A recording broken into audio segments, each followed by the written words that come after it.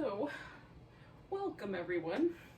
So I'm going to gather a few props because I have no idea what I want to do tonight. I am feeling like starting in like a upside down fishy kind of thing. I'm going to go with this pose called in restorative yoga, it's called mountain stream pose. You sort of drape yourself over some props. So to do that, I need something for under my legs and then something for under my chest, under my back. So I've got a blanket and a pillow. So if you've got some things nearby that you want to use in that way, you can do that. You can also just lie down on the floor and have it go there. Or if you'd rather start some other way, meditation posture, something like that, you can certainly do that. This is the practice. Like once a week, I give myself permission to not plan anything and just show up on my mat and see what happens, because that's normally how I practice. I don't really have any ideas necessarily. I just show up and see what I feel like doing. So the blanket goes underneath the upper back crossways. So I'm gonna kind of drape my upper back like a fish pose. Now, sometimes I like the blanket rolled up tight. It makes it a little bit bulkier.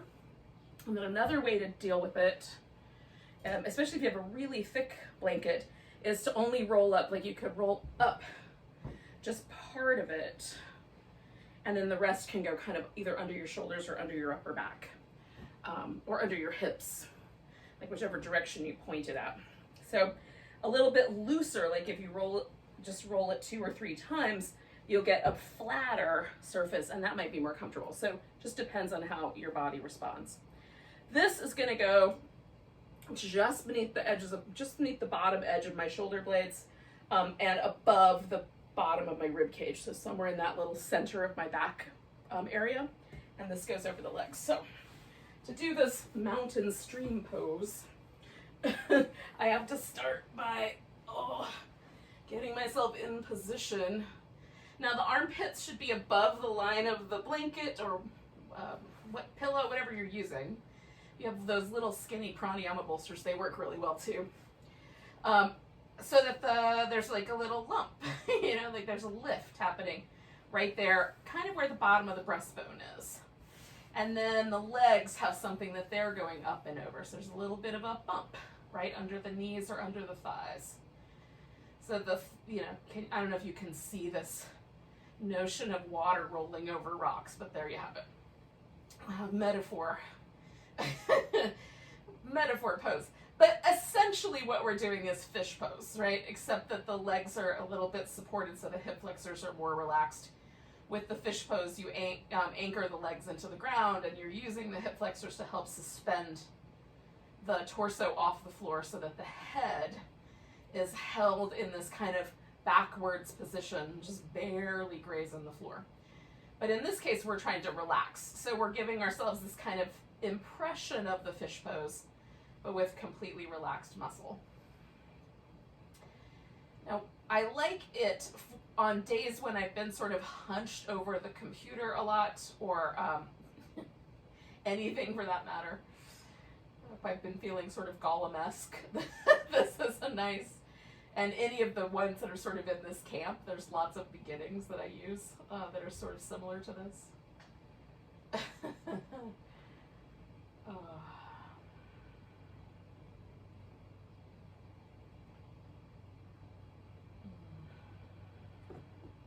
Hello, pumpkin.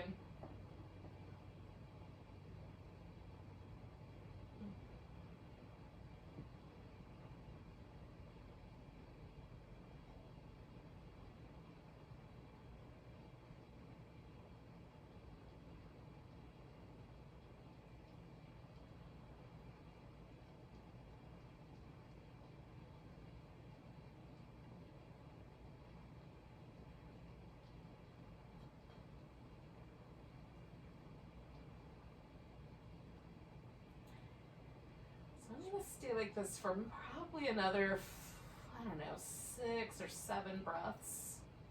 Like maybe just shy of a minute more. And I'm also trying to just use this time to settle into this moment, let myself really embrace my relationship to gravity. So my sacrum is just touching the floor because of the support is kind of playing with the normal curves of my back. And so letting the sacrum get really heavy, letting my heels get really heavy, letting my upper back get really heavy where it's resting on the floor, my shoulder blades.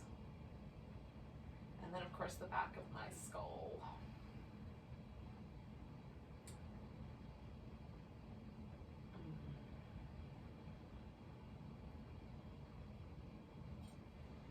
So every week I kind of select a guided meditation, and I have a couple of reasons for that, but in any case, I select one and I kind of work with it all week.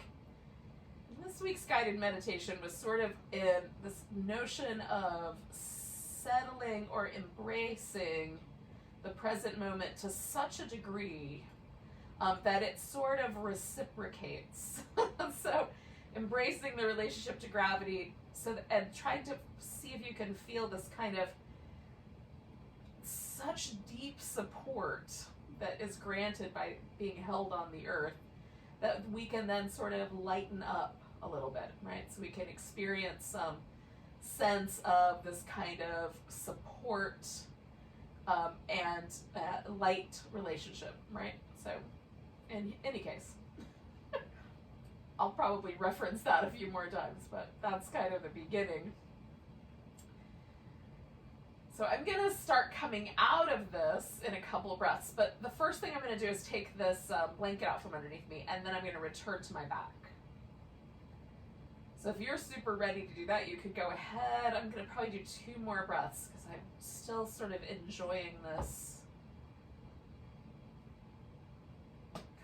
wonky relationship between my sacrum and my head. And then as I return that relationship to neutral, it'll be kind of interesting to see what happens. So I'm going to slide this blanket out. Eventually I'm going to get rid of the pillow too. But for now, just kind of allowing my sacrum to find its neutral place. I'm leaving my feet on the floor because it's a little easier for me to feel it that way.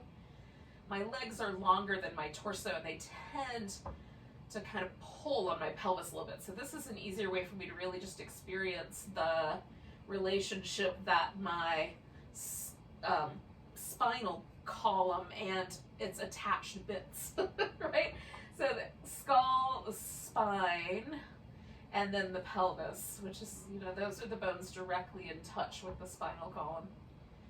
And so just kind of feeling the relationship that my spine has to the ground when I'm in this position versus sitting and standing is kind of interesting to me this week. It's where I'm, I don't know if you guys can relate to any of that or not, but in any case, this is my fascination this week, is kind of watching this kind of cranial, sacral, spinal relationship to gravity. All right, so now that I've luxuriated in that for a moment, I'm going to add some movement. I'm into some core work. I've got one more boat pose in the 8 days of Hanukkah for boat. Today's the 8th night. So we've got one more boat pose. We'll do that one. And then, so if you've been celebrating all along, awesome. And if not, don't worry. It's yet another boat pose in our 25 days of boat countdown to Christmas. There'll be a bonus boat for Christmas Day, which I will film on Christmas Day, probably still in my pajamas. But in any case, we will figure that all out when we get there. So here we are, right? So I'm doing these little windshield wipers, which I like a lot. I'm going to turn this into a twist. I don't know exactly when, but so you can kind of wander into a twist when you're ready. I'm trying to discern whether I want to do my easy side or my more challenging side first. I think I've decided to do the challenging one first. So for me, my right shoulder is tighter, and so it pulls on this spiral line, right? So there's a relationship between the connective tissue that wraps around this outer hip and the connective tissue in my upper back and shoulder. And so on the right side, that relationship is much more snug. This side is closer. And so I feel a lot more resistance on this side.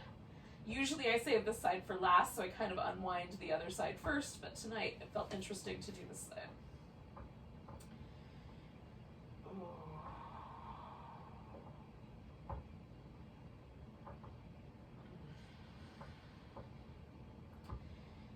This is sort of noticing like the relationship between tugging and letting go, sort of being a little more intentional with the movement and being a little more receptive.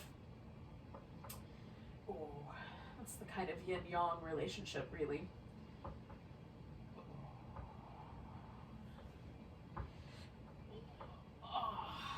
So I'm going to come back and hang on to this right leg. And give it a little snuggle. And then I'm going to spin my foot for a little while because I love this ankle movement, especially for some reason in the wintertime. It just feels really nice to me to pay attention. Maybe because my toes are often chilly in the winter. It feels nice to get the muscles moving. And then point and flex. Oh. All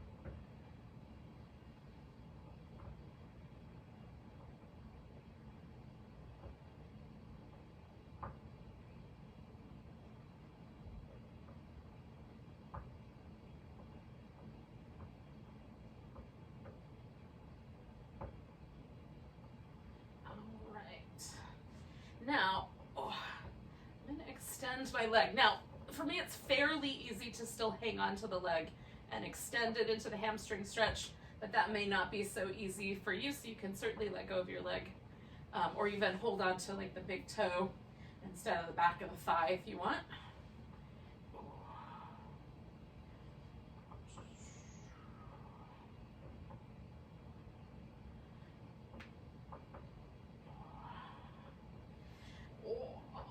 All right, so I'm going to use a block. Today's boat pose for Hanukkah, because I've been doing, this one showed up, I think maybe on day 15 in our Christmas kind of advent calendar of boat pose. And then for Hanukkah, I've done 8 different boats, and this is the 8th one, so this is the one for tonight.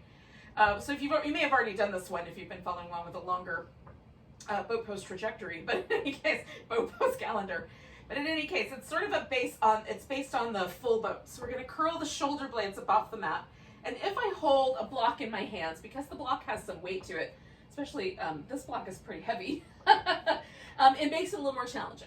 And if I keep my arms with my ears, the lever of that, all of that leverage makes it more challenging. If I bring my arms straight up over my chest and work from there, the leverage is not as intense. Okay, now the bottom leg, I can hover off the ground to make that more intense, right? So now there's a boat pose happening on this left side, or I can leave that leg resting on the floor. If it's just one step too many, then you rest the leg. So I'm gonna go for 10 of these. So I'm gonna suspend, and I'm curling up towards that pinky toe, trying to keep my upper body nice and stable. There's 3, 4, 5, 6, 7, 8, 9, and 10. So, that feels so good.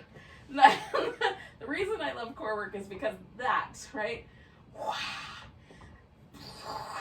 Like fire in the center of your body. Manipura chakra, like full gleam. It just feels good. It feels really nice. And there's kind of a whoosh, like a little energy burst that comes with it. And then I like the kind of, like as you stop and relax the muscles, there's this really kind of pleasant, yummy warmth that is kind of occurring in the center of the body.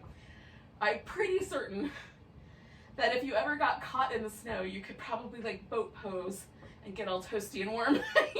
You might lose extremities, but the center would be so toasty. So in any case, I'm back to here and we're gonna windshield wiper. I'm gonna do this. I'm gonna invite you to do it with me and just kind of come back to where we started.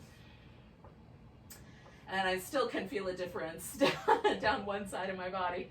But I've got to take like the little twist, go in the other direction, right? Oh. Give myself a chance to sort of settle into that twist. And, you know, the little pulsation movement of that boat pose is a twist. So it feels kind of nice to just touch, contact all of these muscles with my awareness. Oh.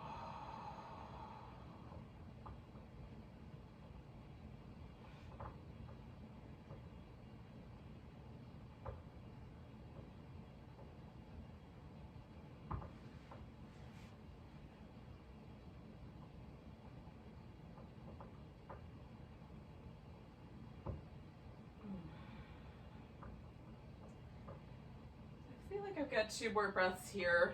I'm gonna kind of just always settle. There's a moment where I feel kind of a sense that the pose has landed or done its little job. And sometimes it takes longer than others for me to feel that, but usually there's kind of a sense, about a minute or so, a minute and a half into a pose, I can kind of feel that, oh, that feels really nice. There's a sense of kind of release to it. And so often, if I'm hanging out with a pose, I'm just looking for that feeling that the pose has settled or has done what it was supposed to do. All right, so now I'm holding on to the left leg and spinning my foot in circles. Oh. And you could be holding onto your right leg. Maybe you went backwards last time. That's fine. Just go, just translate the instructions into your own world. Spinning the foot the other way. While I'm doing this, I'm also kind of spreading my toes and squishing them together. It just feels nice to get all the bones moving. And then point and flex. And get the toes wiggling. Get everything in your foot alive. One of the ways that yoga is really helpful is that it gives us a chance to pay attention to, contact every muscle in the body. So now I'm doing that, like straightening out the leg. And then bending the knee and hugging it in. A little pulse that I was doing last time. You might just straighten your leg out and hang out with it. That's fine too. Of course, you can let go of your leg if you like. Alrighty. So, the great thing about this boat pose is that there's 2 sides. So, we get to have double the fun with this particular boat pose. So I'm squeezing a block. I've got my shoulder blades up a little bit. Well, the top of my shoulders anyway. Reaching out through the right leg, and I'm just going to curl towards that left side. Again, I'm going to try to, for the most part, keep my arms lined up with my ears. That was 3, 4, 5. It helps to exhale when you curl. 6, 7, 8, 9, 10, maybe a bonus. Oh, just because it's fun. And I did some demo rounds on the last one. Okay, so again, just like take a moment, bask in the glow of the core work. Oh. It's delightful. And then you can do whatever you might want to do for your body. My low back does not feel sore. There was no pressure there. I was using every muscle to try to keep my low back nice and stable, and reaching into the legs, all that sort of jazz. So for me, there's no issue there. But for some of us, when we're doing core work, we're learning to stabilize that low back. So if there's any discomfort in your low back, take time to work that out first, and then you can come up to a seated position. You know, because it might be nice just to rock on your back for a little while.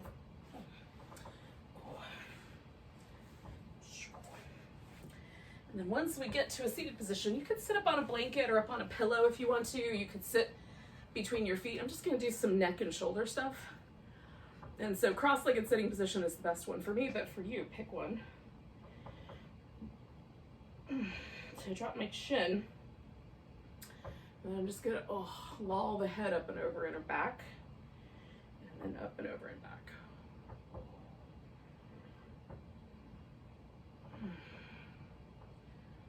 Now, for some folks, like right here on the side, it feels kind of crunchy. You can angle your head up a little higher.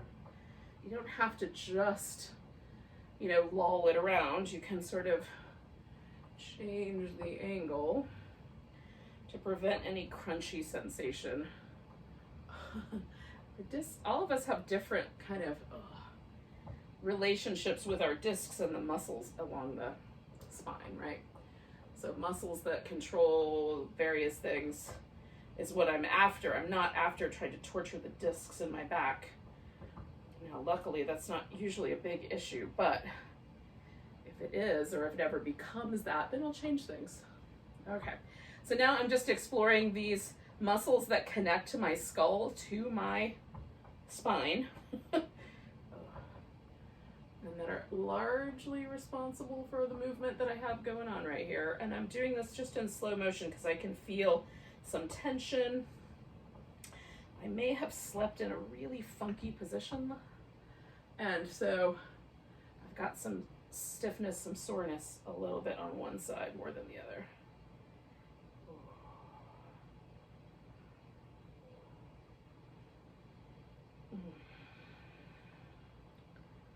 All right, so I'm even on both sides, so I'm going to come back to the middle and do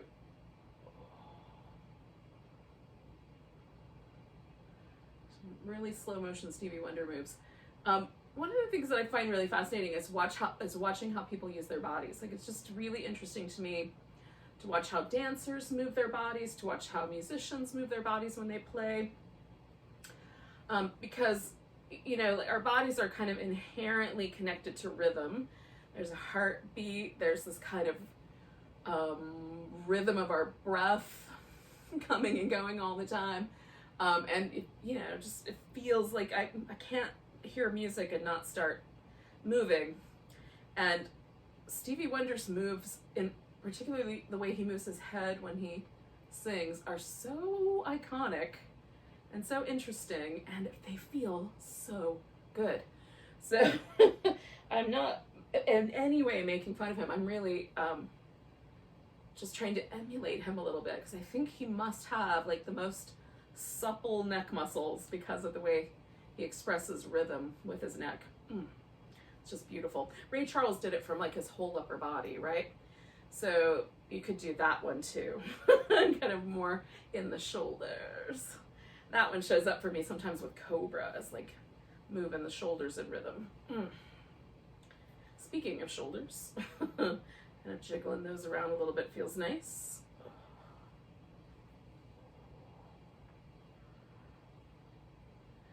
I have a friend who's a drummer, and I love watching him play because his whole body drums, right? It's not just the arms, but there's his face changes with the rhythm of music, and the whole body becomes like it's a dance.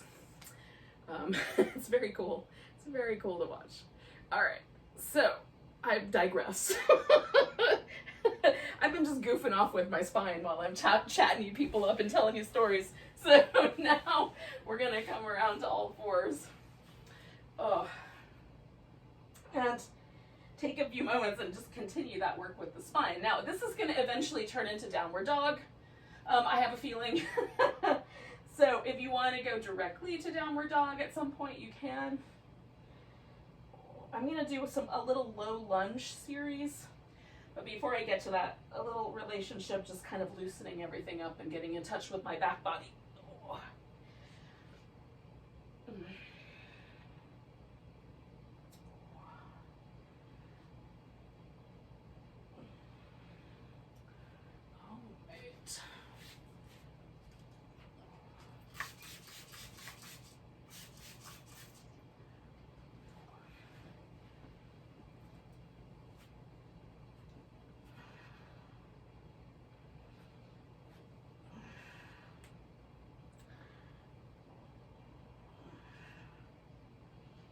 Really gotten into this movement lately that I call the cross-country skier.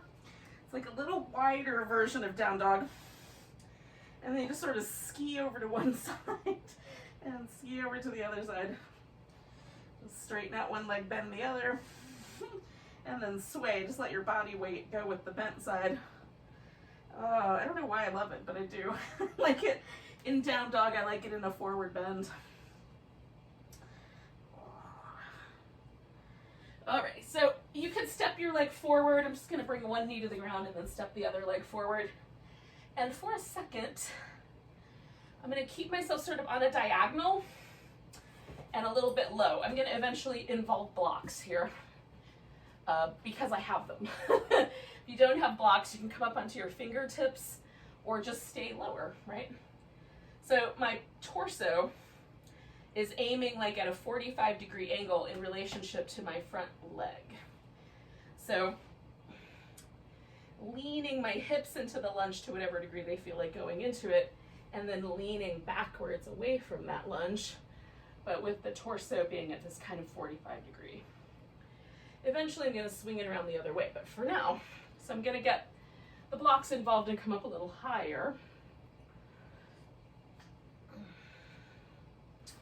So when I change the relationship to my torso, well, between my torso and my thigh, things change, things shift a little bit in terms of sensation. So I'm gonna do it one more time, come up a little higher. And I might have preferences. I'm kind of noting that my preference may have been for the medium setting there, comparatively speaking. But it's fun to play with. So now I'm going to come all the way up and re-angle myself. So now it's more of a traditional lunge. So I'm turning my hips and my torso forward and then finding a lunge that feels interesting in my left hip. Now you can add whatever you want onto your lunge. Maybe you're going to grab your foot back there, put your arms over your head, add a twist and grab your foot, whatever you like. Like, it's your practice. And I'm just goofing off, so I invite you to do so. That's how we learn. Like, this is one of my favorite ways to practice yoga, is just get out a mat and see what happens. Like, get on there, see what you feel like doing. Sometimes it turns into a nap. Or maybe there's like a mountain pose and that's the end of it, you know? So, but most days, even if I'm kind of like, oh, I don't feel like practicing, if I just make myself do it, I usually wind up doing something that feels good. And it is sort of like sacred time where I can put everything else down and just really tune into the moment and into my body where it is right now today. And I learn a lot. So I'm gonna take 2, maybe 3 more breaths with this. I'm kind of hanging out with the lunge right at the point where it feels really edgy for me.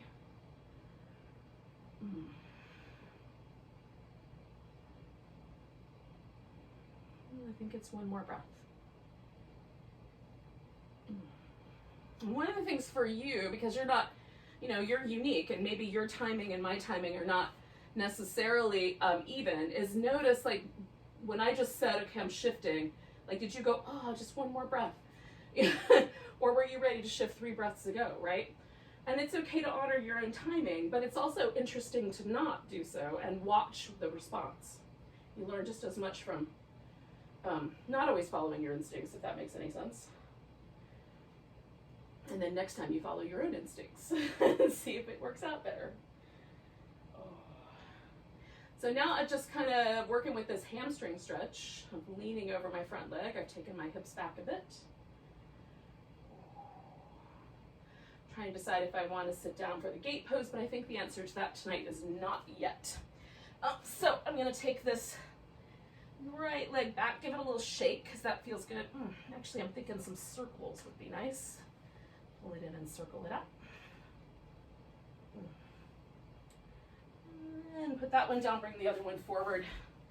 And because I did one thing on that side, I almost always like to try to do the same thing on the other side. So just starting with the lunge and then finding that 45-degree angle and starting with my hands on the floor. And leaning forward into the lunge. And it sort of feels a little bit Warrior 2-like or Warrior 1-like in comparison.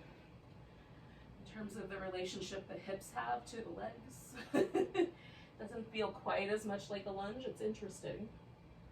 So I'm going to come up 1 block height and try again.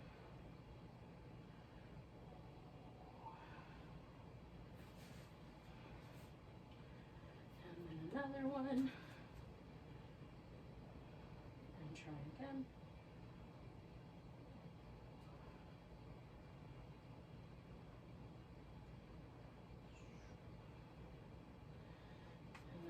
Come all the way up to the highest setting I can on the blocks.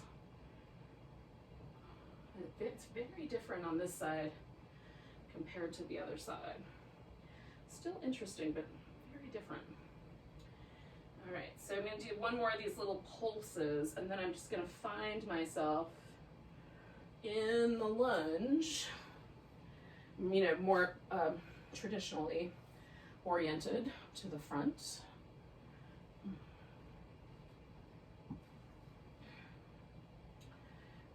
Kind of find a position I want to hang out with. Now you could keep moving a little bit, you could keep the pulsation going, you could again add a twist or hold onto your foot, any of those things. Notice, you know, just notice. If I do that, what happens? And often for me, the fancier variations feel like I have to fight to get into them. And so in many ways, I've dropped them from my practice because it feels like a fight and I don't want to fight. I'm a little more of a pacifist over here with my body.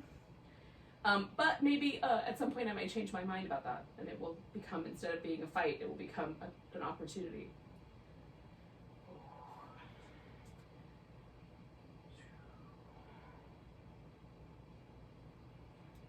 And so I'm going to take a couple more breaths. I just kind of hit a sweet spot.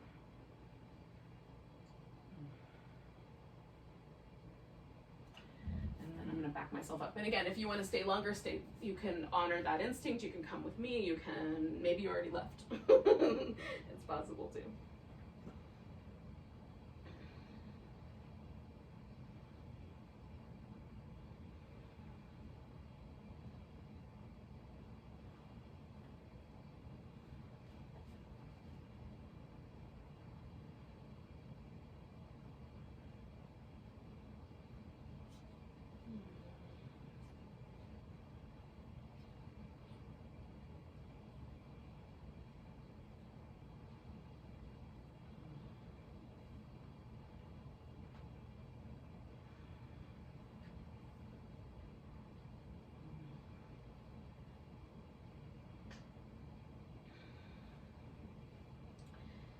All right, so again, I'm going to take my left leg back, give it a little shimmy, and make some little circles happen.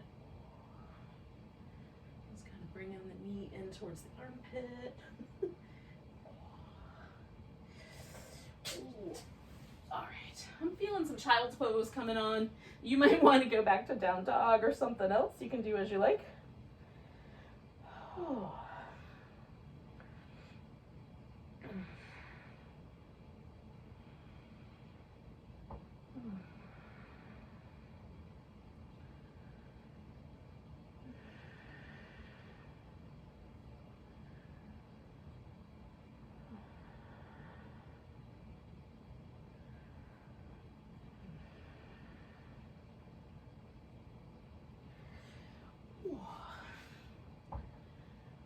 Now, I'm going to eventually arrive in a standing position, but I'm going to do this through a little deep squat. So eventually what's going to happen is I'm going to tuck my toes up and just kind of press my weight back into my feet so I can squat for a second. And then it'll turn into a forward bend, and then it will come, eventually become a standing up pose. So that's the trajectory, the path that I'm on. You can follow that in your own timing or keep coming along with me on the ride. Oh, if you want to skip the squatting position, do down dog instead. Oh. Okay, so essentially I'm just tucking the toes under, and I'm gonna walk myself back until I can find the squat. I didn't expect it to have that big a groan, but I'm not that surprised either.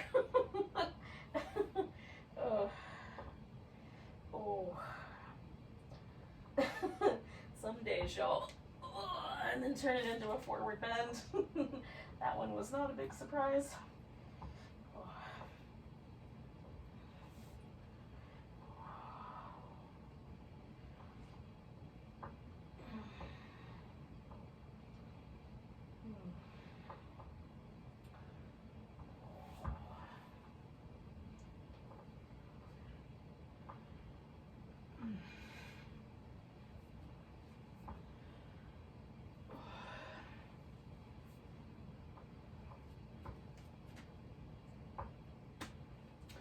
All right, yogis. So, I'm going to take a moment to do a little bit of housekeeping, put my hair up and make my mat sticky enough to not slide around on it. While I'm doing that, I'll tell you another story. 2 days ago, I made cinnamon rolls. And now my mat smells like cinnamon rolls. I don't know why. I don't know why it absorbed the cinnamon roll smell. But now, all I can smell, cinnamon rolls. This this might have, like, be my next marketing idea. How can you make matte cinnamon roll matte spray? And is it a good idea to think about baked goods while you're supposed to be doing yoga? I don't know. You guys tell me later what you think about that. In any case, here I've arrived at a mountain pose, feet, you know, about hips distance apart, parallel to each other. Finding my steady balance, and again, just sort of exploring this notion of being heavy through the feet and a little lighter through the spine, and seeing where that kind of takes me. And in that relationship of being held, being supported, and leaning into the support a little bit, and finding that sense of lightness, can we also then translate that into sort of this little inner smile? Can we let ourselves lift the corners of our lips, corners of our mouth? Take a moment to just sort of allow ourselves to feel grace or peace or happiness or joy, whatever you want to label it as. Right here in our little practice. All right, so take a nice big breath. Reach your arms overhead. Maybe there's a little baby back bend. And I'm going to come back to a centered point and come to this tree pose, but I'm going to do tree pose in stages. So stage one is I'm just going to find like where is level with my hips when I've got one leg just turned out, balanced on the tiptoe or so. Then I'm going to pick the leg up, and now you could grab the foot and bring it up on your thigh if you want to. I'm going to do this on my calf muscles because it's fine. And then maybe, whoops, hi buddy. Let go with my arms a little bit.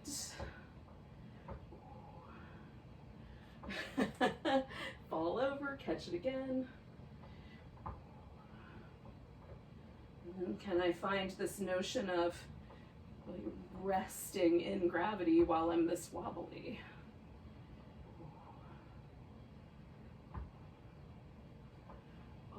One more breath there. Ooh, and then I'm going to step myself into a wide angle forward bend. Okay, so I've turned my toes to the front, taking a nice big breath, exhale, folding forward. And then now that I'm here, kind of wiggling a little with the feet, with the hips, just finding a forward bend that feels interesting. Sometimes it's a little more of like an L shape with the pelvis and the spine staying upright. Sometimes I like to let everything drape over. Sometimes more bent knees, sometimes more straight. So finding your relationship to this wide angle forward bend. What happens if you lean back a little bit? Like let your hands help you not fall backwards. Like I'm getting lighter on my toes. And then bring the weight back so that it's even in the feet. And what happens if you let the weight shift into the toes? Take the heels off the ground. And then shift the weight back, even in the feet. And then we're going to turn this into something. I think it's going to turn into a triangle tonight. Okay, you could turn it into something else. Your practice, your choice. I'm just sort of incrementally changing things. So I'm changing the legs, playing with that relationship, playing with the relationship that my spine has to my pelvis. How long can it be? How much rotation do I want to create? Do I want to extend the arm? Do I want to leave the arm? Ooh, I like the one behind the back. That's kind of feeling interesting tonight. And then decide where your gaze point is going to be. Down at your big toe, up over your shoulder.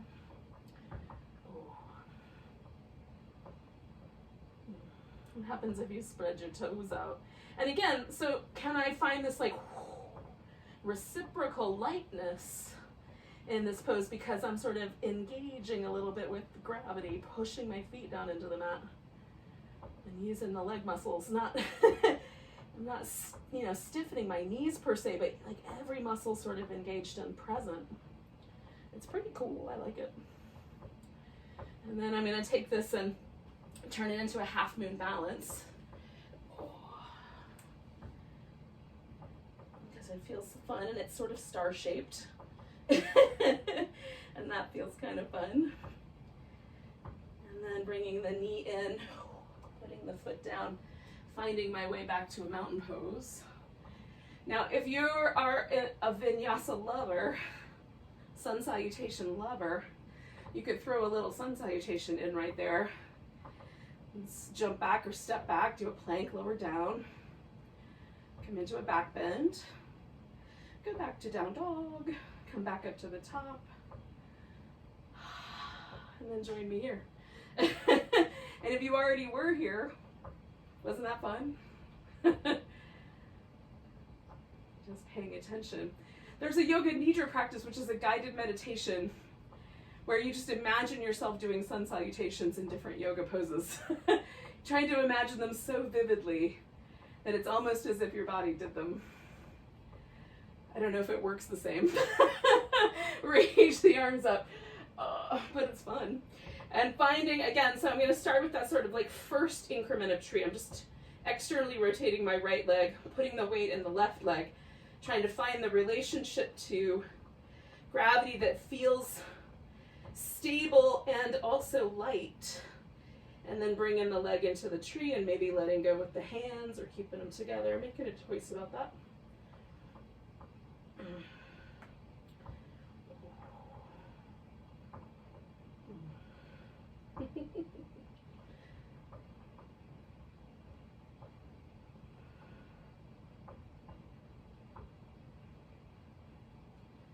And then this is going to turn into a wide angle forward bend again. So finding that relationship.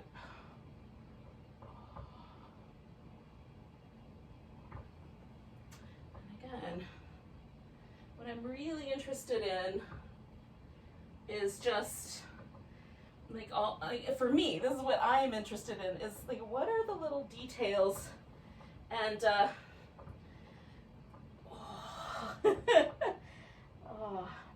and what happens if I linger in one particular detail, right?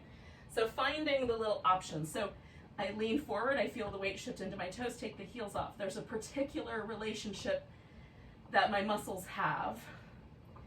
As I bring the feet down and find the center point, there's a relationship that my muscles now have to the bones, to gravity, to each other. And then leaning backwards so that the toes come off the ground. Now the relationship is quite different, right? And maybe I go for one of those points, like the middle, the extreme on either end, and see what that does. Sometimes I like that leaning back version quite a lot.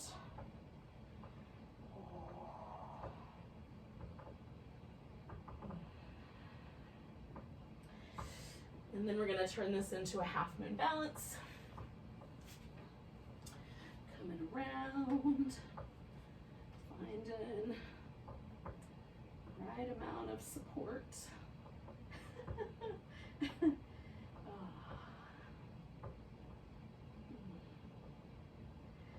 if you're a lover of the sun salutation, so maybe you go directly there, maybe you just put your foot down and come to mountain pose.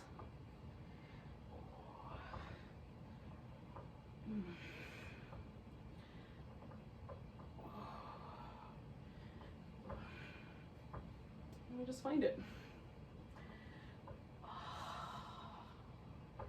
There's this cool thing that happens to me when you've done both sides. So I like the asymmetry of having done one side and not the other, because it's really interesting and obvious to me that something has happened.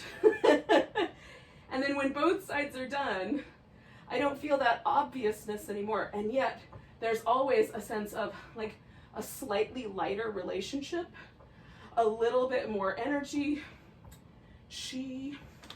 a little bit more just bounce. My heart feels lighter, my body feels lighter, my mind feels lighter, like all of that. And at the darkest time of year, that little inner glow is nice. Lean into the inner glow. And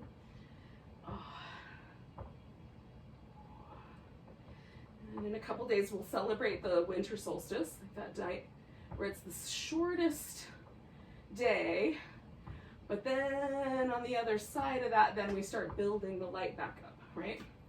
So we're in that place right now where it's the longest nights, these next few ones of the whole year. Okay, so nice big breath. I'm gonna turn this into a squat again. And for me, the legs have to go a little bit wide, but if you can keep your feet close together and squat, that's awesome. And I'm gonna build myself like a little place to sit down so that I can, I'm gonna move it back just a little bit, so that I can find this squat, but also,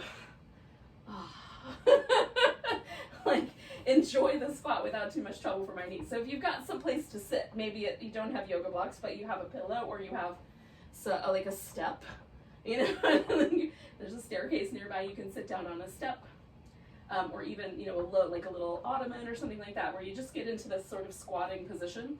But if squatting is easy for you, you can do that too. It's not necessarily easy for me. And I want to hang out for a little while. So I'm trying to keep myself in this kind of squat relationship where I've got like my knees up here by my shoulders, and I might let myself drape over a little bit or keep my heart lifted. Both are good choices. They're just slightly different.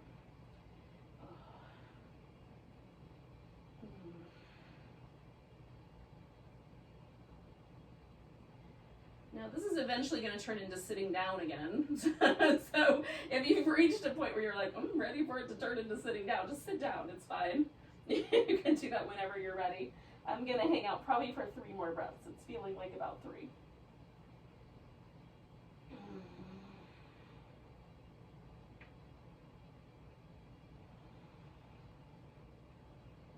And even though I've got the blocks here, I'm keeping the weight sort of shifted into my feet. They're just there to help keep my knees happy. All right, so now I'm gonna lean forward, take the blocks out, and sit down. So you could sit right between your feet if that's a better way to sit. I'm going for more of a square position. So I've got my thighs parallel to each other, and this is where I'm gonna stay for now. This top leg is angled out right now. Eventually I'm gonna bring it up on top or bring it somewhere. We're gonna find out, but not yet. Now you might want to bring in the knee up, and that's fine. You can do that while you're here. So my left leg is the one that's up front, so that's the direction I'm turning in. So I'm going to twist towards my left, and again, I want to try to keep my legs as close together as they're willing to stay.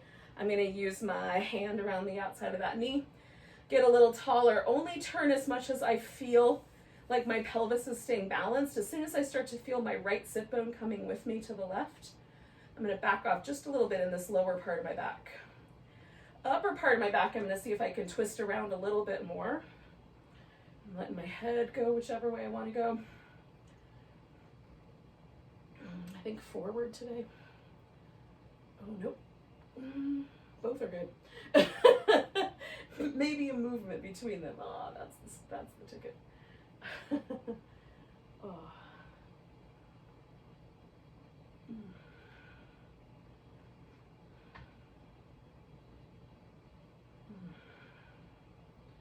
So I'm trying not to move my torso too much, but while I let the head kind of wobble back and forth.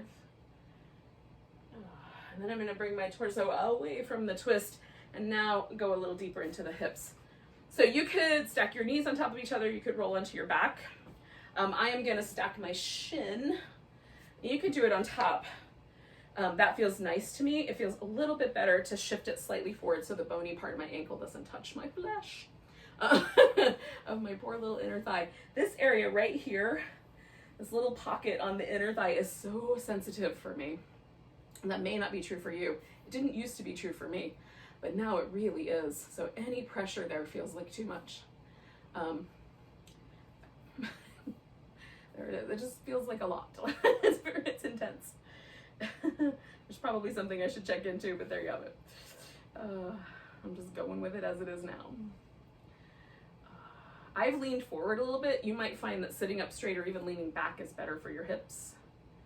So you can do this little extra bit or not.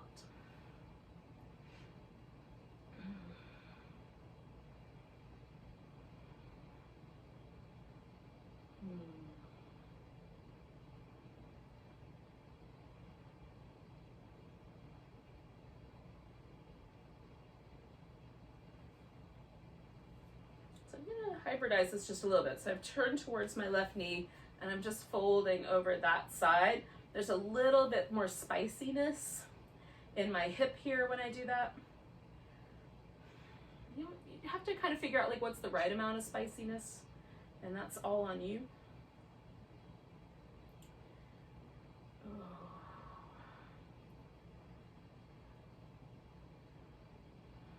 Two more breaths.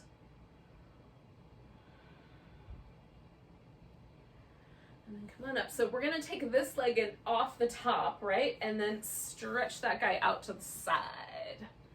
Now you can leave this leg that was on the bottom of the stack up front, or bring it out a little bit more to the side, or you can even flip it all the way around. So it's more of a hero pose. And if you were kind of started this whole thing sitting between your feet, that might be a place that you like. So you get to decide how you want to do that. So I'm turning my pelvis just a little bit to my right side so that I'm sort of angling myself a little more in a kind of sideways line to my left leg. And I don't worry about getting my foot all the way in. It doesn't want to do that. So I just leave it out here, but it's a good handle. And right now I'm just trying to concentrate on the sensation of my side waist right here, stretching over, and how much this side I need to create length under. Like I can get too crunchy on the bottom, so I'm trying to find a nice balance. And it's really subtle, but I'm kind of playing with how much twist I have, going backwards. You know, there's just a little bit of rotation that way, a little bit of rotation this way. Once mine is side flexed, it doesn't want to rotate a lot, but there is a little bit of room, especially in the upper back. And how does that impact the pose? And then you could stretch the arm over your ear or bring the arm straight up. I like to turn it in to angle it over the ear so I get a little more through the lat. And again, you might find that you have to lift up a little bit to go over, right? Like a little less crunch, a little more length. But some people will find that it feels really nice to put their armpit around their ankle. Depends on all of your bone arrangements, your natural range of motion, and genetic relationships between the bones. Oh, all right, so I've come out of the shape, just kind of hanging out for a second. Whoa. I'm gonna jiggle my legs in a minute, but not yet. I'm sort of allowing my spine to do its thing first. Moving some of the muscles around in the upper back and middle back.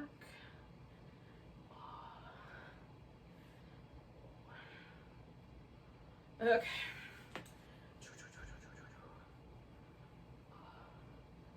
So I'm going to do the same thing. I'm starting with just sitting so that I've got a little bit of a square here. And however you started your sit, do that, but with the other leg in front. And then we're going to do the twist, right?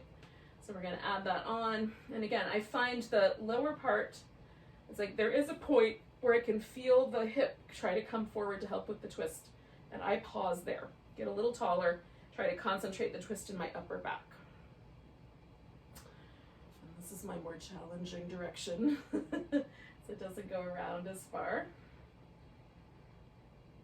Although sometimes the upper back, once it gets kind of free here, does turn a little bit more.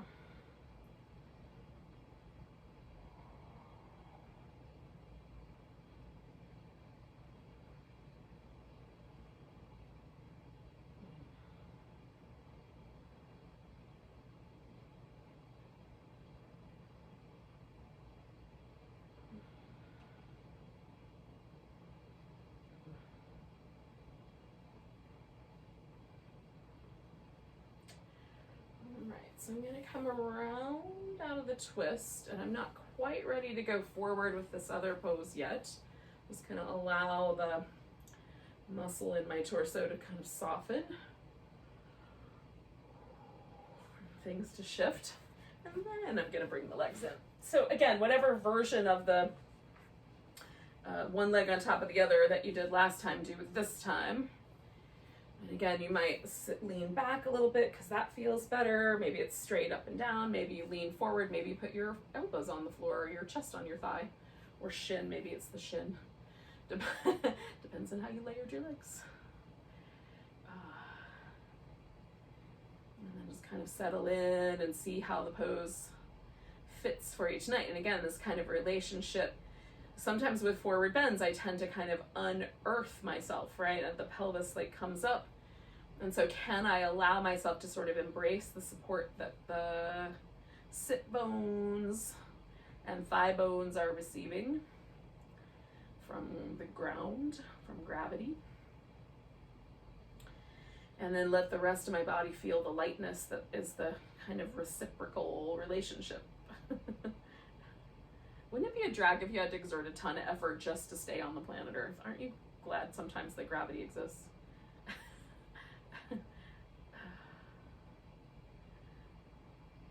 I mean, have you ever tried to swim like to the bottom of the pool to like get something, you know, like, I don't know if you played those games where you throw things in and then swim down, try to grab them. It's sort of like that. Like if we had to always fight to get ourselves onto the planet Earth, wouldn't it be exhausting? Isn't it nice of her to just let us hang out here? All right, so I'm coming up. I'm gonna let this leg come out of there. You may or may not be ready to come out of that pose. When you are, come out. And then I'm turning this into this little like half wide angle. It could be a gate pose, you know, kind of a gate pose variation. The gate pose, the leg usually goes around the back side. And then kind of find your relationship to the side bend. And again, I like to start with these muscles right here in my lower back because they're the ones that are the most sensitive. And so I just find like, here's a little sideways movement and then settle. And if I'm in a hurry, then I'll go ahead and add the arm and stuff. But if I'm not in a hurry, I can take my time. I'm not in a hurry. Shh, don't tell anyone.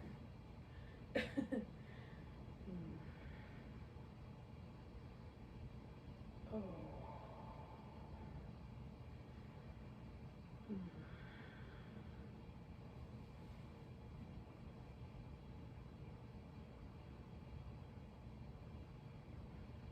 I'm going to do about 3 more breaths here.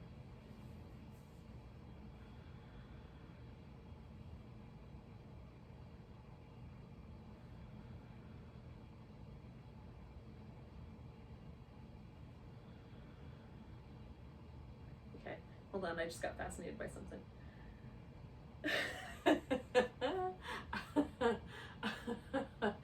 So I just stuck my thumb in the space in between 2 vertebrae, right? Like just stuck my thumb right into that little connective tissue spot and then took a breath. It's pretty cool. It's kind of fun to feel the breath right in between each little vertebrae of your low back. And then I got up to the point where I could kind of feel my bottom rib. It was cool. Anyway, see, this is what I'm talking about. This is how I practice yoga. I drift off into these wacky little places. It's very difficult to explain why that's cool. You're just gonna have to try it and see if you like it, because I don't know if you're gonna like it or not. In any case, I am going down to the ground on my back. I'm gonna do a supported bridge pose with this pillow underneath my hips. If you would like to do that along with me, anything that supports your hips will do, or you can just do a regular bridge pose and hold yourself up. You could also do a legs up the wall, or if you've got a couch or a bed or a chair or something like that nearby and you don't have any wall space, scooch over and throw your legs up on the seat of the chair or the couch or up over the side, you know, kind of on the side of the bed. Oh, it's amazing. I have a yoga teacher I took some training with who calls it instant Maui, that sensation that you get when you get into a pose like that. It's just, oh. So you can go to instant Maui or Hawaii, whatever island you're on. Oahu, instant Oahu, whatever you want to call it. In any case, so I'm gonna get my hips up on this pillow. This is gonna look really awkward, but it will eventually work out. This pillow is not always easy to fight with. Okay. And then I just try to find the spot where, again, it feels like the relationship to gravity is good. So my low back doesn't feel like it's in an awkward place. It doesn't feel like there's, especially when I use the block, sometimes it hooks onto the edge of my sit bones in a funny way. So I'm trying to find the least trickiness there. And then I've just extended my legs out, and that's how I'm gonna land here. It's just my legs extended, because it feels really nice to kind of open up that hip flexor area. I tend to stay tight there, especially lately. It's a fight or flight area, you know, this big hip flexor muscle, the psoas, and its little friend that lives here in the belly of our pelvis. They're fight or flight muscles. That's how we run. It's because they pull the thigh up towards the chest, and then as they let it go and the hamstrings reciprocate by pulling that leg backwards and the glutes, we get away from danger. So when the danger is ever present and we can't get away from it, there tends to be a little extra tightness, right? So this is kind of my little go-to. And sometimes I'll do one leg at a time and just let one side lengthen out and then do the other side in a second. Now, the tricky part is how much weight is there on my head and on my neck. And I try to keep, because the legs stretched out is very good for me anyway, the weight comes away from my head, neck, and shoulders and it lands really well in my pelvis. But on nights when I'm feeling a little more vulnerable there, I will take a blanket and put it under my shoulders so that this part is supported on the blanket and my head and neck kind of hang over the edge. And just that little extra bit of lift will take out any pressure that I feel in the base of my neck.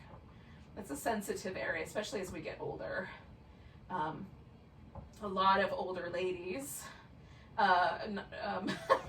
wind up with some issues in the like C7, you know, C6 vertebral area right there at the base of the neck. The spine is tricky anyway. Like, you know, if you're you know, in a risk category for osteoporosis, which I am,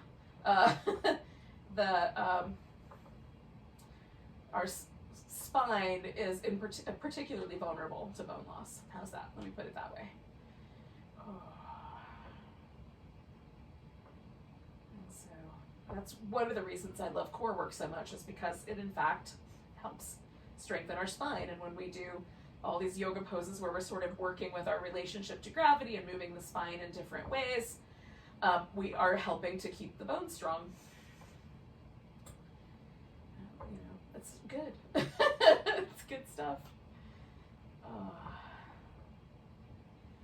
All right, yogis, I'm feeling pretty close to being done here. I'm going to take about 3 more breaths, and then I'm just going to go right into kind of happy baby, back massagey thing, and then shavasana. So I'll invite you to do the same. If you need to split out for whatever reason and you want to leave me a little goodbye note, you can leave that in the chat section, or, you know, just head out. Leave me a comment if you're hanging out with me on YouTube's. All right. So I'm going to awkwardly move that pillow back down so I can put it underneath my legs in a moment, but let's do a little happy baby. Happy puppy pose, which is more like a butterfly pose, and then the happy baby, theoretically you take the legs out, but you guys know which one of those is going to be more comfortable for you than the other. And before I go too far, I'm going to cover up with a blanket. All right, so here's where I'm going to invite you into this little meditation, little guided meditation that I've been working on. Now, the first order of business, of course, is to get yourself settled into your pose, and this may take a few moments of fiddling about and putting on eye pillows and getting the fringes out of your face and all that sort of jazz. Sometimes it's really helpful to put weight on the body. So if you've got like a little weighted, you know, they have these little things with seeds or pebbles in them, and you can kind of warm them up and put them, you know, like if you have something like that and you want to put it over your shoulders or put it over your thighs so that there's a little bit of weight. Sometimes that is a really great way to really experience this kind of sinking into or acceptance into gravity. And so try to like adjust yourself so that everything is reasonably comfortable. And you can relax all the muscles. So we're just gonna relax the face. Let the teeth part a little bit, let the lips get really soft. And relax the shoulders and the chest muscles and feel with this upper body the relationship that the back of the skull and the back of the, your upper back shoulder blades have with the ground. And rather than fight in any way, can you completely let yourself go into and trust into that relationship with the earth? Let the earth rise up to support you.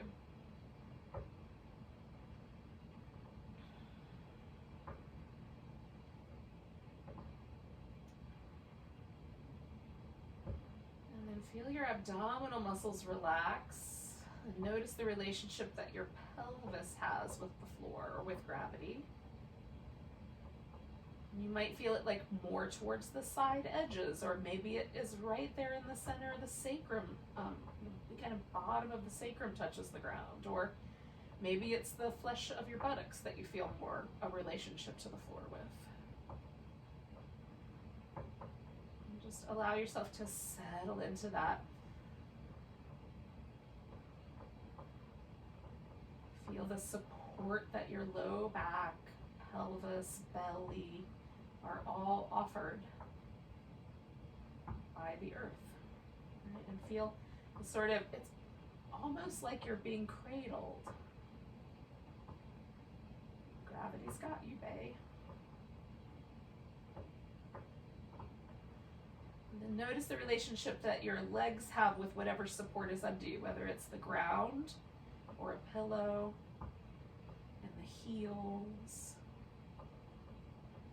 And allow the weight of your legs to really settle. Feel the reciprocation of that support offered by the earth.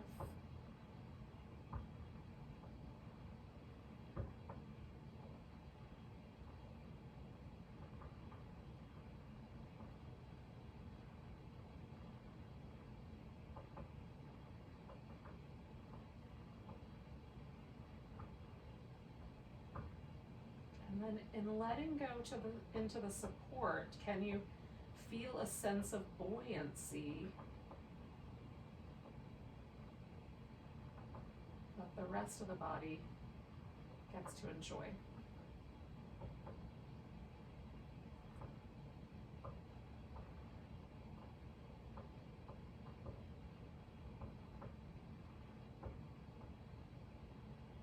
And can you let the corners of your mouth intentionally curl upwards into a really gentle smile?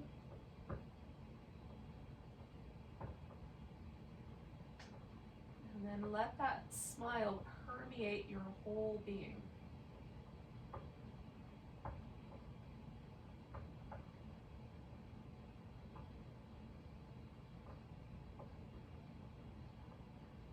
Lean into this gentle inner smile.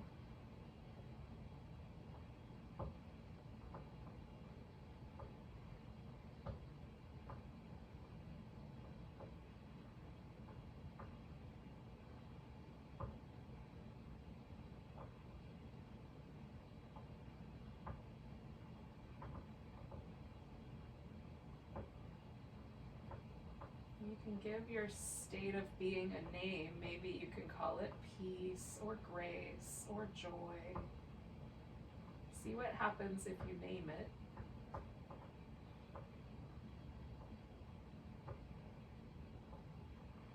And then lean into the name as well.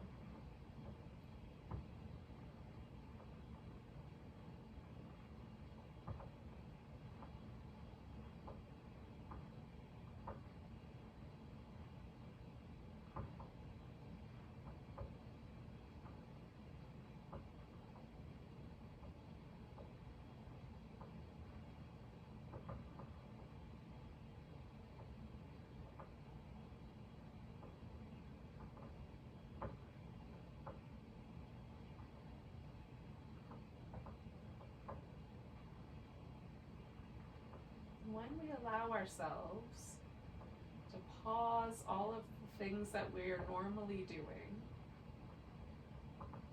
arrive in the present moment, and then lean into the support of that present moment,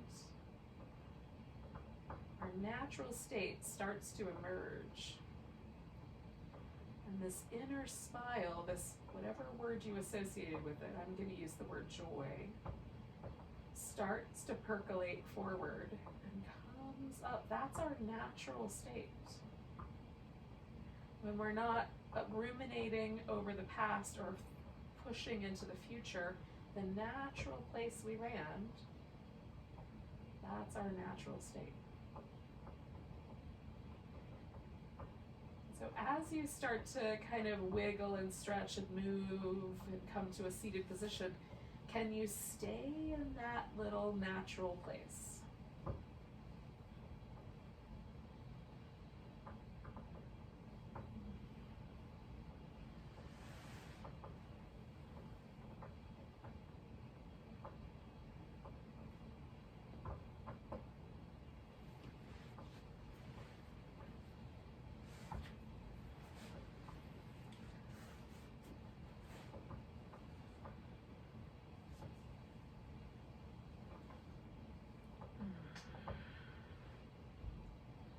Back to that little inner smile.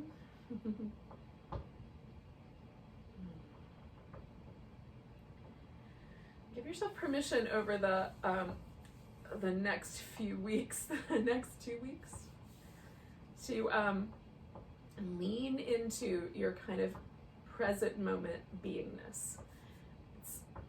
It's gonna be a tricky holiday season, but we can be present in each moment that we are in as it is. It'll change. Things will be different at some other point. Let's take a nice big breath together. And a big deep sigh. Namaste, yogis.